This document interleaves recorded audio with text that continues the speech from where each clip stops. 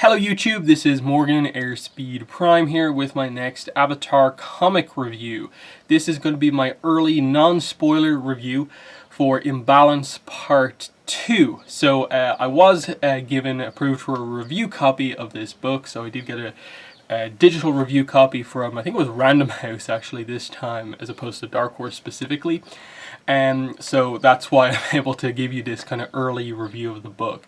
The book's release specifically is on the 14th of May, so we're only just over a week away from the release of the book, but I'm glad that I am able to give some early thoughts on it. So again, I'll be keeping it pretty spoiler free, but I want to talk about like some of the details that I think we already know about with this book. So overall, I think Imbalance Part 2 is an improvement over Part 1. Part 1 was, it was a solid introduction. It was getting used to the new artist, I suppose getting used to the new writer, and it was fine, but it didn't really have a lot of particularly eventful moments. It was just the very basic introduction to this take on the Bender non-Bender conflict, and getting introduced to some of these new characters, who the villain is and so on, and that was really about it. Here we delve more into the Bender non-Bender conflict in terms of, getting, plans put in place and so on. Obviously our characters investigating what happened at the end of Part 1 and finding out who it is. And that's an interesting thing with the start of this book, is that us as the audience reading the book, we know going into Part 2 who the villain is. So we're just kind of reading the first section of this Part 2 and just being like, okay, how long is it going to take them to figure out that it's Li Ling, Ru, and Yaling who are actually behind all of this? And as we saw from the preview, Toph pretty much gets on the case immediately and figures it out, because of course she has her seismic sense and stuff like that. She can tell if people's lying or not. I'd be a little critical of the first section of the book for just, I think, taking a little long, using its page count a little too kind of much in the early sections, when us as the audience is completely aware of what's going on here. And it very much feels like they're just drawing out this initial section as, set up, we're on to them now, how do we prove it type thing, which is the plot of this book, basically. This middle section of the book is just them, how do they actually go about proving it. What I'd ultimately say about the main plot and the villain here is that I still think we are missing the personal motivation for the villain. We know it's Li Ling who's kind of behind it all, but why is she doing this necessarily? She has a lot of time in this book to give speeches and so on and get across that kind of villainous aspect, but fundamentally we still don't really get why she's doing this. She's rich, she lives in a really impressive house, she has 2 daughters, and things are going well for her. So why is she doing this? Why is she so kind of against non-benders and so upset about this to this degree? And it's the same speculation I had after Part 1, and it's like, there has to be something more here, because otherwise I'm getting distinct Gilak vibes coming from her here, where in Part 3 they're either going to go full Gilak with her, where she's just a crazy person, she's taken out and that's it, that's all she ever was. Or they're going to finally give that personal motivation and she's going to be a much more sympathetic, much more complex character. I hope they take the latter approach, but you can definitely see it going either way based on how this book goes. And my speculation ultimately will come down to where is Li Ling's husband? Where is the father of Ru and Yaling? What happened to him, and is that part of this motivation that's going on? Because otherwise it is, the book is a lot of just kind of going over the idea of these machines, this new technology has sort of displaced skilled benders, so they don't have the work, they're frustrated because of that, and it feels like benders aren't really caring of the fact that benders don't have these jobs, and then because of that they're getting angry, they're using their bending to sort of intimidate non-benders, and you can see where the conflict is arising from. That's all that they set up, that was all of the stuff they set up in Part 1, and I think for the most part is kind of more the same, in that like I like Imbalance Part 2 in that there's the same level of character writing that you had in the first part, with the nice referential kind of moments to some stuff, as we see from like the previews and stuff like that, with Detective Sokka coming back, and specifically when there's a scene when everyone sort of goes undercover in disguises. Sokka chooses a very, very nice disguise here that's very referential, really well done. And in general, that's just a fun sequence to just see everyone in disguise. But like, I think that the problem is, again, like, I think this part 2 isn't particularly eventful. I'd say there are two things that are like notable really within this book. The first is that Sookie does actually come back in this book. I don't think that's really much of a spoiler. It was set up in part 1. We knew it was going to happen either here or in part 3. What's interesting though is that her return is literally just that. She just, we cut between scenes, she arrives, and she's just part of the group. And on one hand, I'm just kind of like, that's exactly what we needed. But I almost feel like, really? You're not going to explain, like, why you're taking a break from, like, being Zuko's bodyguard or anything like that? And there's just a distinct sense of, like, she's here because she's expected to be here, and we're not really going to explain much of it. Now, again, part 3 might do that, like, when this issue is resolved. That's maybe the opportunity to be like, okay, Sookie, you've helped us with this issue. Are you sticking around? Are you going back to be Zuko's bodyguard, or what? Those type of things. So, I think it's really fun to see Sookie return, of course. She's been kind of absent for a while. Obviously back in Smoke and Shadows, back when we last saw her, she was, it was a really disappointing thing when she wasn't included or featured in North and South when she should have been. So the return of her is very nice to see, but she just kind of is just part of the group. And if there's any like frustration I have with the book, it's just that I don't really think it sets up a ton of like character arcs for many of the characters, like Aang, Katara, Sokka, Sookie. They're all kind of just there. They're in character. They're doing what you expect them to do, but there's no arcs really presented. Toph is a different story. This book is very Toph focused, I think, when you really break it down.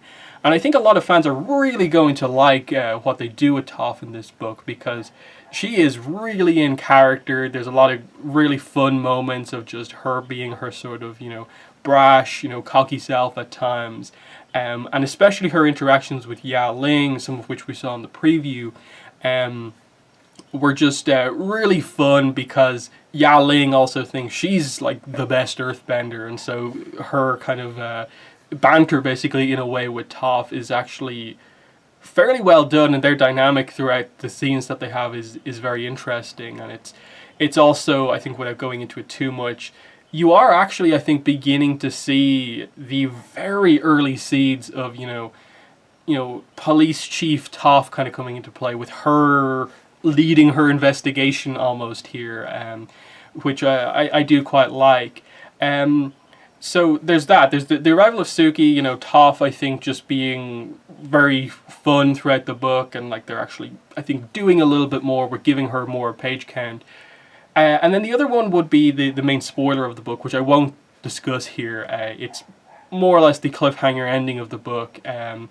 And it's very thought-provoking. You probably know what it is if you've read the description for part 3 of Imbalance, what it says.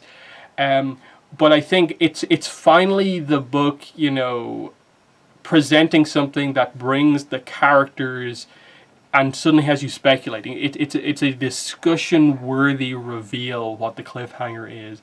And I think it's really going to get people talking about the decisions that each character should make, the perspectives that they all have on what happens in relation to this cliffhanger.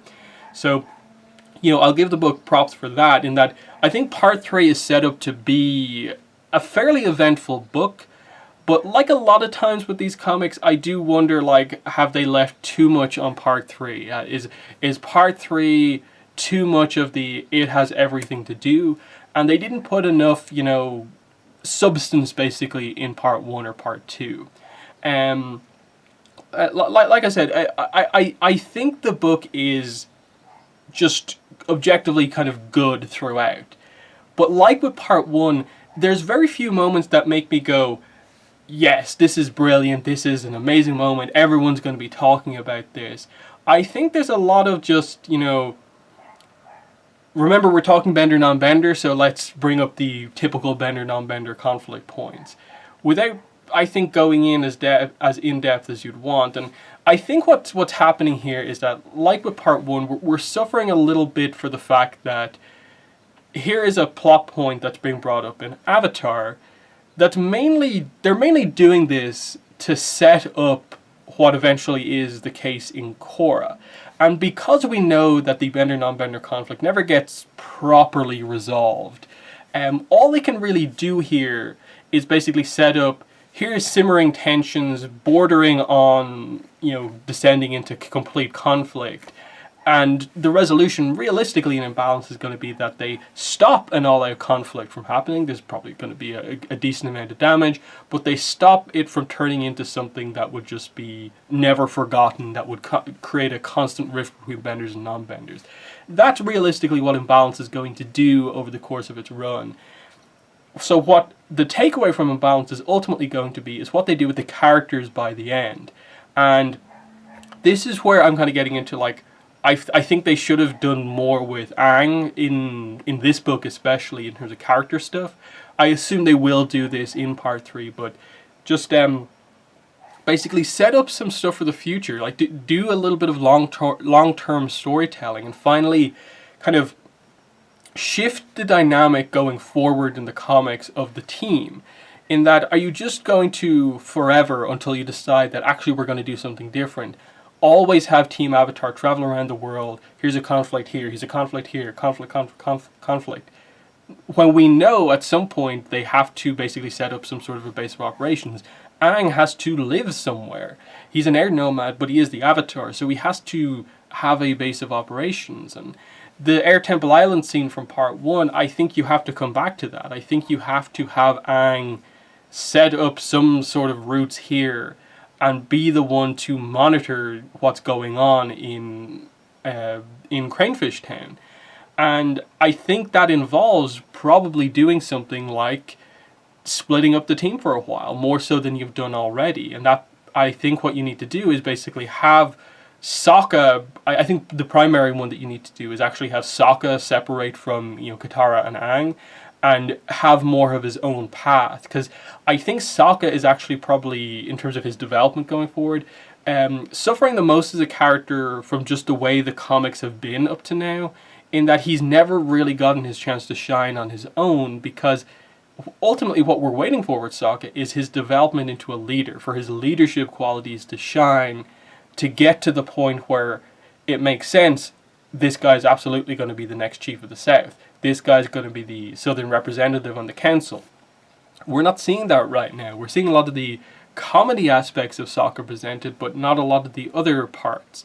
So I think they'd probably be of benefit going forward to separate the groups up going forward, and have Toph actually stick around here and pursue potentially some sort of a police training type stuff, and really set up that. I think that is going to be something that Imbalance does by the end. I think Sokka, maybe you now actually have Sookie and Sokka team up, and you actually just have them, go off on their own and do their own thing. Maybe they have a mission on their own that they want to do, and maybe after that you have Sokka go back to the South and take up some sort of a early leadership role in the South, and you have Katara and Aang stay there and basically set up some sort of a thing on Air Temple Island. I think you need to begin to do some of that stuff here. Otherwise it just feels like, here's a story that we did for the sole purpose of setting up why there's bender non-bender tensions in Korra, when it's not particularly doing anything crazy right now. So a large part of this is just that I think there are much more important stuff going on in the comics. Ultimately, I say it almost every video I discuss it, but the Azula character arc we're waiting for, when is that going to happen? That is something that I think is going to have people talking every step of the way. This, not as much. It's still, I think, really quality stuff throughout. I think Peter Wortman's art is really, really good. I think Faith Erin Hicks is a really good writer. I think they just need to deal with a more interesting overall plot, have more eventful things happen. And I'm willing to kind of, for the most part, let this book be, since it is the first book for this creative team.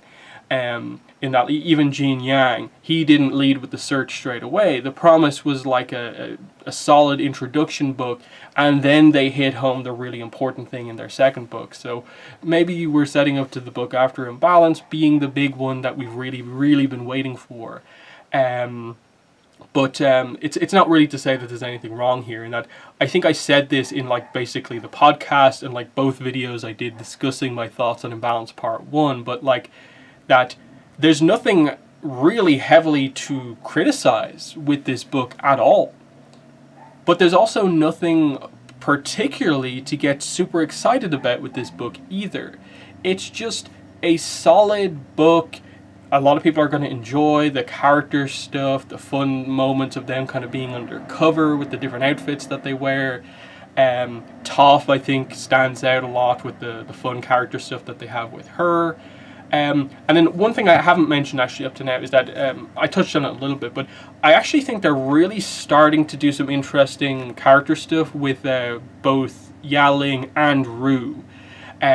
Rue especially, like, without saying a ton in this book, the way the art kind of portrays her at specific scenes, I feel like she's going to have a very interesting role in the final part, and this is where it sort of links into Li Ling and all that sort of stuff. I hope they give an emotional reason for, you know, why this is happening. Give her good motivations, and that will link into, I suppose, the two daughters and what they're hoping to accomplish and all this stuff.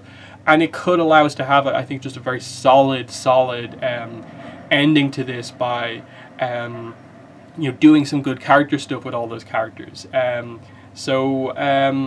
I think that's most of what I want to talk about.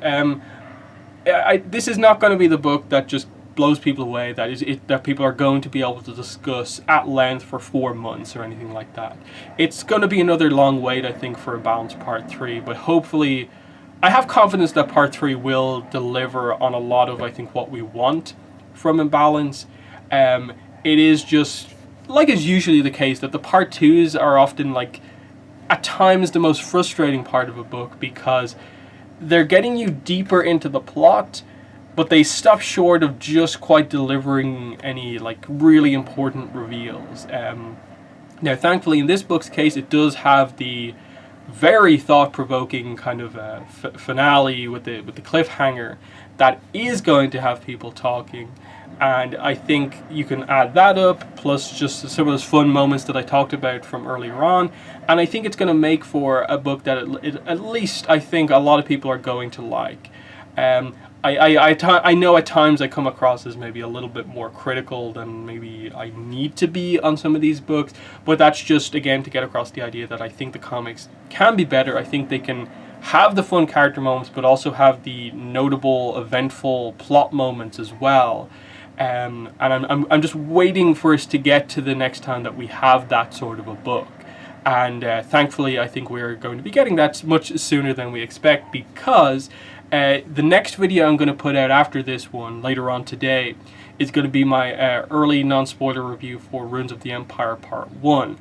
And that is a book that manages to, I think, do exactly what I kind of want from this. Have an important stuff, have the fun character moments, but have a lot of what's going on with Kuvira in that book feel very, very important and interesting.